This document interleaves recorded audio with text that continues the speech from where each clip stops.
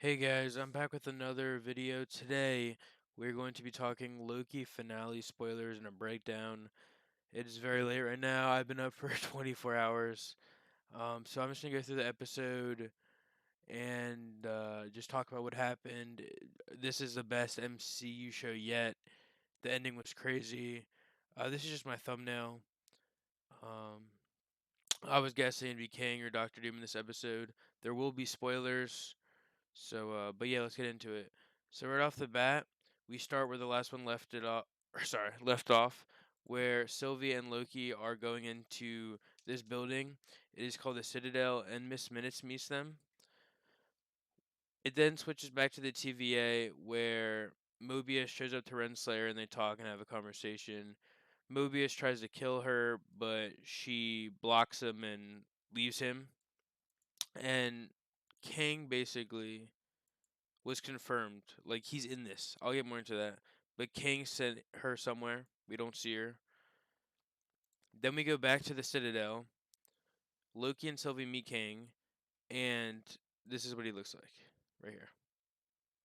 So there's a lot of talking in this episode, but basically the whole time he talks about what will happen, about the timeline, and what could happen if they end up killing him. Overall, Sylvie wants to kill him for redemption and revenge, and our Loki is like, I think he's telling the truth because he's a liar and he knows when people are lying. Then they go back to the TVA, and the hunter that was at the timekeepers, like that, she knew they were fake. She tells everyone that they're all variants and that they got lied to. Then back at the Citadel, Kang shows them basically a little image of Kang's fighting over the timeline, and eventually he conquered the Cloud Monster from the last episode, and he was sole possession. And now he was egging on the Lokis, like, do whatever you want. If you let me live, take my spot, and you can run this, and everything will be good, or kill me, and bad variants of me will come back and, like, start a war, a whole nother multiversal war.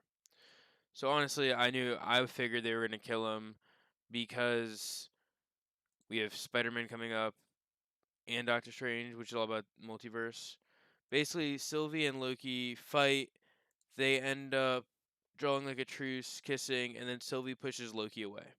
Sylvie then kills Kang, and the timeline goes to this. So everything's wrong. This was normal, and now everything is awful. We go back to the TVA.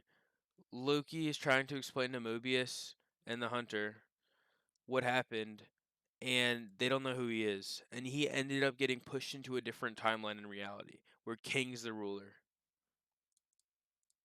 By the end credits, we are confirmed that season 2 will be returning. So that's exciting. And that's pretty much it for the breakdown. So I'm just going to talk about my thoughts and what Kang means in the MCU. So we knew Kang was going to be in it. He was going to be the main villain in Ant-Man 3. Um, it was really surprising to see him. So he's not like comic book version, I guess. Um, because he was like good in this one, but like he teased the bad variants trying to come out, and I could see him being an Avengers level threat because he has time and he can see what's coming and stuff. Like especially if he rules over time, like this past one. Though he accepted faith or he accepted death, um, and said that he'll see them again. But I thought it was really good. It was a lot of talking. It was interesting. The show does remind me a lot of Rick and Morty and Marvel. I wonder when the next season of Loki will come out. I'm hoping next year. Because I know this year we have Hawkeye and Miss Marvel still coming out on Disney Plus, and then movie wise we have Shang-Chi, Eternals, and Spider-Man. Um, but I just wonder how they'll continue the show. If it'll obviously based like the same cast members of the TVA, but I wonder like how they're gonna incorporate Kang. Like, Are the new end credits gonna be like Kang, each Kang fighting now? Like, how are they gonna do that? But I was a big fan of this show. This one was like the one that actually did something to the MCU. Like WandaVision and the Winter Soldier one, I liked, but like it didn't set up anything big in the future. It just was like a side quest for the B tier characters that are now becoming A tier characters. Because we lost Black Widow, we lost Iron Man, we lost Captain America, and like even now we're gonna lose Hawkeye, Jeremy Renner.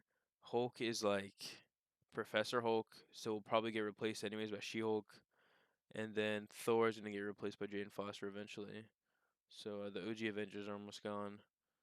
But this is just my breakdown. It's crazy. Kang's finally in the MCU. Probably I would honestly say the big bad of Phase 4. But if you did enjoy this video, please leave a like. Comment down below if this was your favorite MCU show, and if you think people who don't have Disney Plus are gonna see this and like feel like they are gonna need Disney Plus because it is gonna help combine a lot of things. And then if you could please subscribe, it helps. And yeah, I'll see you in the next video.